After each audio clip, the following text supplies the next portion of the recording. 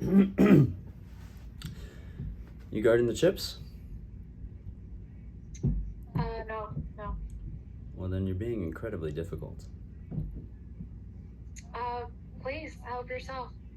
Hey, where are you going?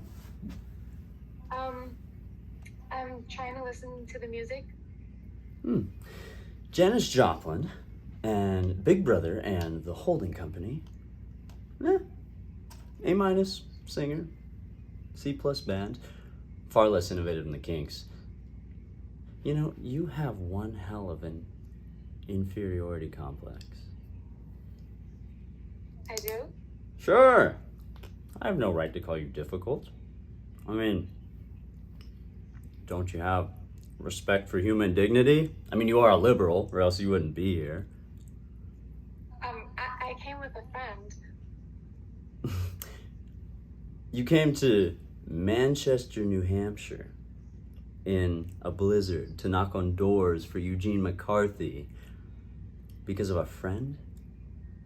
Why the hell you didn't just go skiing or something? I don't ski. B plus texture, C minus crunch. You go to one of those sister schools? How did you know? You're all concerned citizens. I told you I came because of a friend. That is bullshit. I mean, come on, be real. Look at you. You're neat and clean for Eugene. You think that if you go knock on doors, ring bells, that this sucker's going to become president and that we're all going to be good people, wars in countries you've never heard of are going to end, and we're all going to have enough money to put food on the table and send our daughters to Vassar? I mean, like I said, neat and clean for Eugene. Would you excuse me? Oh, well, it was lovely chatting with me.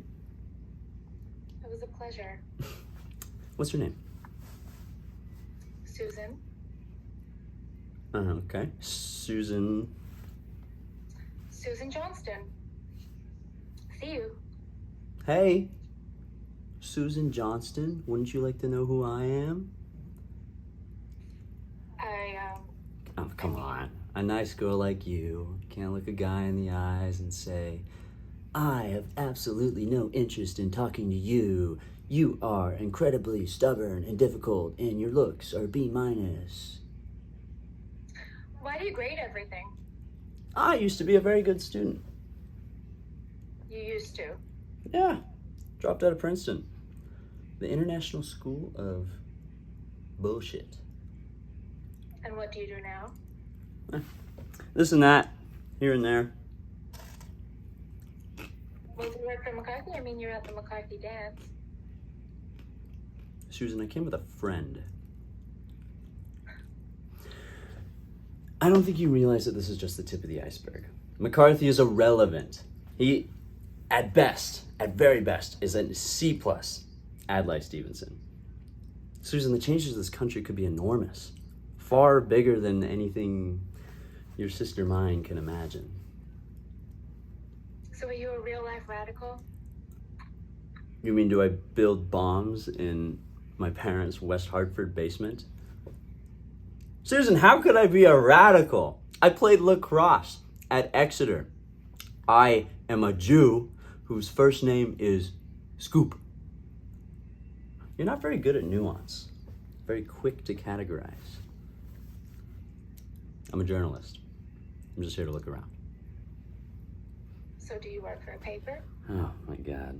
Do they teach you at Vassar to ask such inane questions to keep the conversation going? Well, like I said, I have to go and meet my friend. Me too. I have to go meet Paul Newman. Please tell him that Susan says hi. You don't believe that I have to go meet Paul Newman? I'm sure you do. I do. I gotta go pick him up from the airport. I'm taking him and Mr. McCarthy to a press conference. You should come drinking with us. We can rap over some brews. I'm sorry, I can't. Why not? I just can't. Susan, let me get this straight. You would rather go back to Poughkeepsie, New York, in a van with 5 other virgins and talk about Norman Mailer and birth control in very dangerous icy roads, by the way, rather than hang out with Paul Newman, Eugene McCarthy, and Scoop Rosenbaum. You're cute, Susan. You're very cute. And you were really irritating. Oh, that is the first honest thing I've heard you say all night. Lady, you better learn to speak up for yourself. I'm gonna let you in on a scoop. From Scoop. Did they teach you construction like that at Princeton?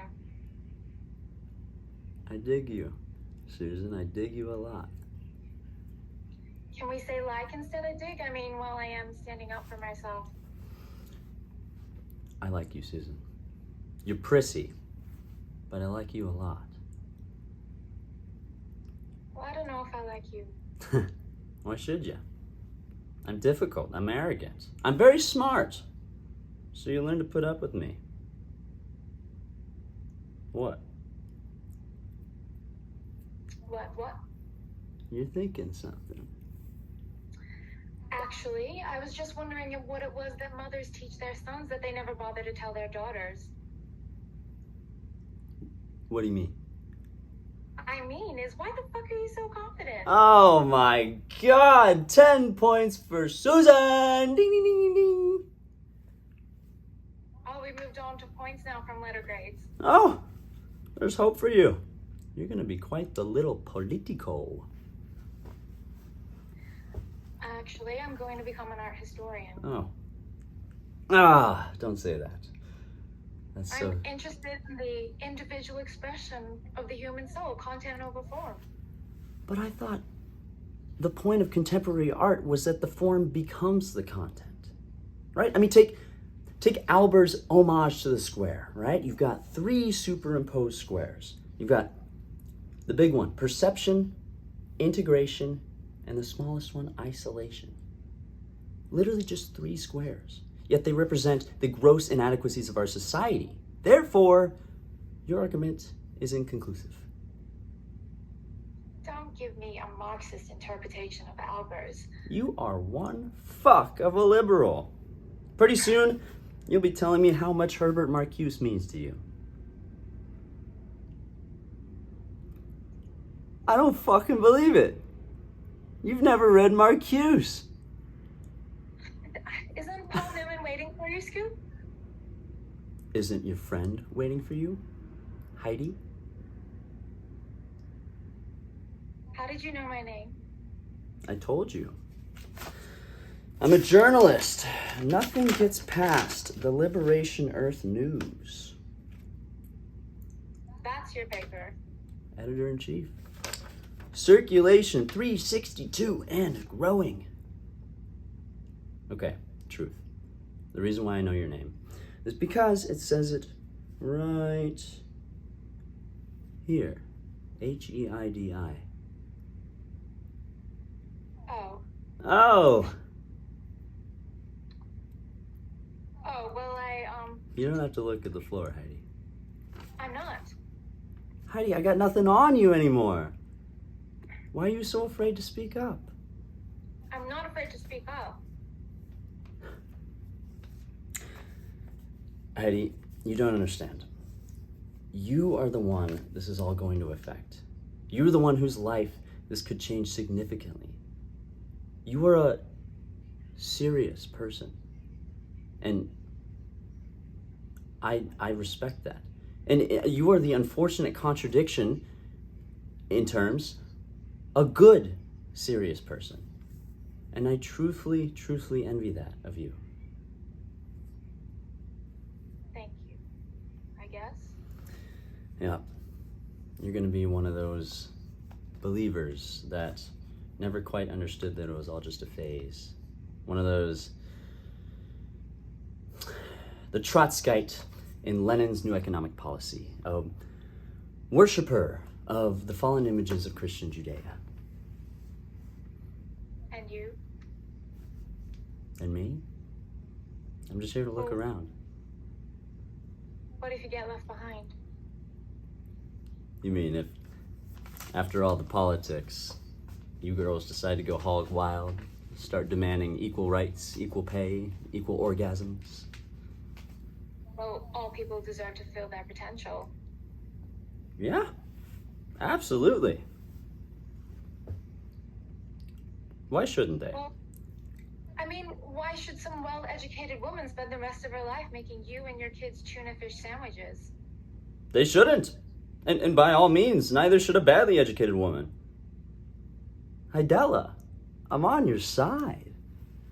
Don't call me Hidella, it's diminutive. You mean demeaning. And it's not, it's endearing.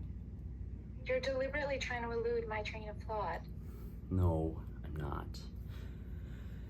I'm subtly trying to ask you to sleep with me before I go meet Paul Newman.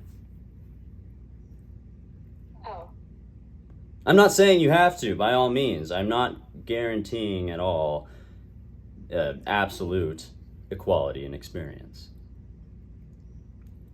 I can take care of myself, thank you. You've got the jargon down, kiddo. Pretty soon you'll be burning bras. Maybe I'll go hog wild. I hope so. You a virgin? Excuse me? Well, I mean, if you choose to accept this mission, I guess we'll find out one way or another. I'm okay. Well, maybe you'll think fondly of this, because you are a good, serious person. And I'm honored by that. Seriously. And you will think fondly of all this one day when you're 35 years old, you are picking up your daughter from ethical culture school and escorting her to cello class before dinner with Dad, the noted psychiatrist and Miro poster collector. No, I'll be busy torching lingerie. Maybe I'll think back and remember all this when I'm watching my son's performance playing Johnny Appleseed, and I look over to my wife, who puts up with me, and I flash back on when I was editor of a crackpot liberal newspaper, who thought he could fall in love with Heidi Holland, the canvassing art historian, on that first snowy day in Manchester, New Hampshire, 1968.